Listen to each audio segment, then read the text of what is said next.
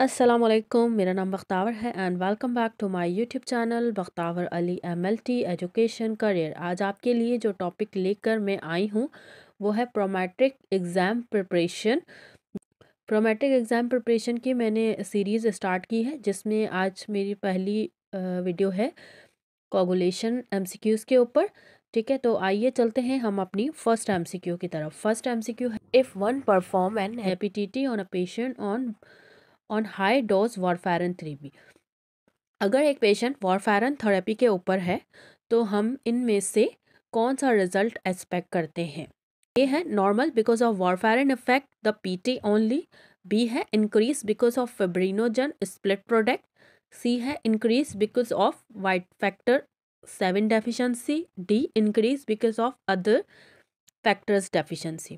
देखें, अब क्या होता है कि इंट्रिंसिक पाथवे और एक्सट्रिंसिक पाथवे, यानी कि इनमें हमें इंट्रिंसिक पाथवे के फैक्टर्स को ऑब्जर्व करना होता है तो हम प्रोथ्रोम्बिन टेस्ट करवाते हैं। जब हमें एक्सट्रिंसिक पाथवे के फैक्टर्स को ऑब्जर्व करना होता है तब हम एपीटीटी करवाते हैं। प्रोथ्रोम्बिन टाइम जो है वो वारफेरिन थेरेपी के इफेक्ट को डिटेक्ट करने के लिए करवाया जाता है। लेकिन अच्छा, तो यहाँ पर क्या है कि कॉमन पाथवे के अंदर फैक्टर 2, फैक्टर 9, फैक्टर 10 भी कम हो रहे हैं, तो वजह से एपीटीटी का रिजल्ट अफेक्ट होगा। उसके बाद है number 2, prolong bleeding time and giant platelet best describe. MCQ 2 में क्या है, ब्लीडिंग टाइम प्रोलॉन्ग्ड है और giant platelet, prolong bleeding time and giant platelet, ये किस कंडीशंस में आते हैं। नंबर 1 है बर्नट सॉलियर सिंड्रोम।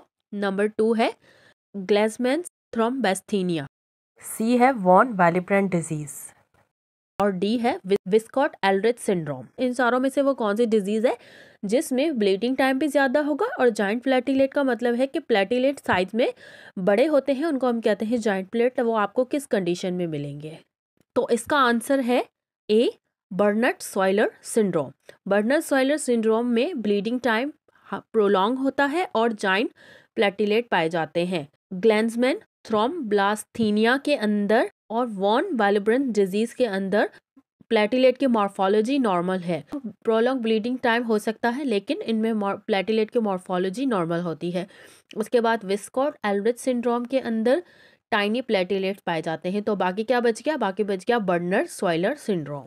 उसके बाद एमसीक्यू नंबर 3 है, 7-year old male child is a candidate for air tube surgery because of repeated ear infection, but he has persistent prolonged prothrombin time.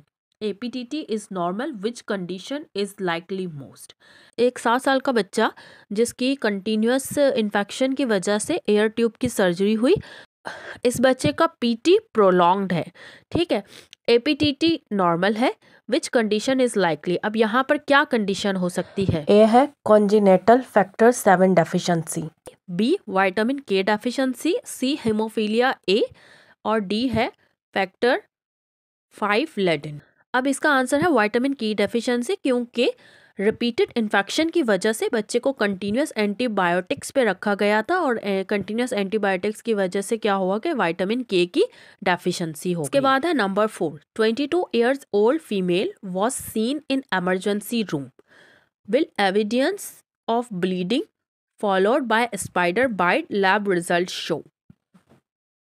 एक 22 years फीमेल जो emergency में आई with bleeding spider bite की वजह से, तो जब इनके लैब रिजल्ट किए गए तो उसमें इनका ब्लड स्मीयर के अंदर शाइजोसाइट्स पाए गए। शाइजोसाइट्स का मतलब क्या होता है कि फ्रेगमेंटेड आरबीसीज पाए गए।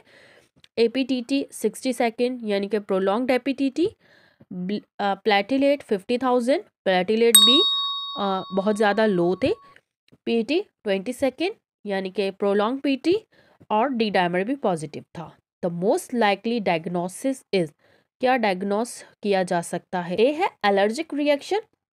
बी है प्राइमरी फिब्रिनोलाइसिस।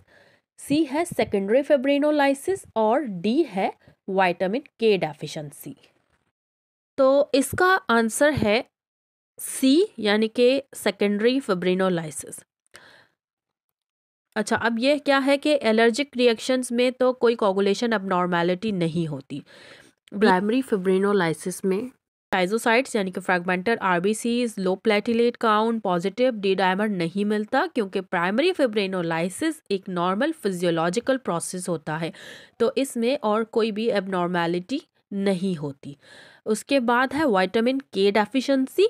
विटामिन के डेफिशिएंसी के अंदर शाइजोसाइट्स और डी डायमर पॉजिटिव नहीं होता, तो बाकी क्या बच गया, सेकेंडरी फिब्रिनोलाइसिस। नंबर 5 है 4-year-old male has prolonged APTT, mixing with normal plasma to ratio of 1:1 yield an APTT of 50 seconds.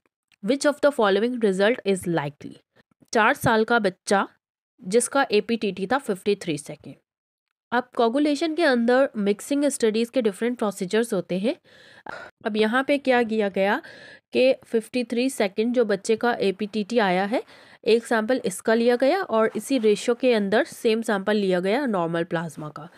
जब इससे टेस्ट किया गया तो रिजल्ट आया 50 second which is also prolonged. अब इसकी क्या वजह हो सकती है? ए है SLE, बी है इनहिबिटर और अदर एंटीकोगुलेंट, सी है हीमोफीलिया ए और डी है हीमोफीलिया बी। तो इसका आंसर है बी। यानी अब यहाँ पे क्या है कि मिक्सिंग स्टडी जो है वो अभी तक एबनॉर्मल है क्योंकि it indicates the strong indicator and और एंटीकोगुलेंट। और अगर आपको मेरी वीडियो यूज़फुल लगी है और अगर आप इसी तरह की बाकी इंफॉर्मेटिव वीडियोस देखना चाहते हैं तो मेरे चैनल को लाइक शेयर सब्सक्राइब करना और कमेंट बॉक्स में मुझे बताना मत भूलिएगा। Thank you so much.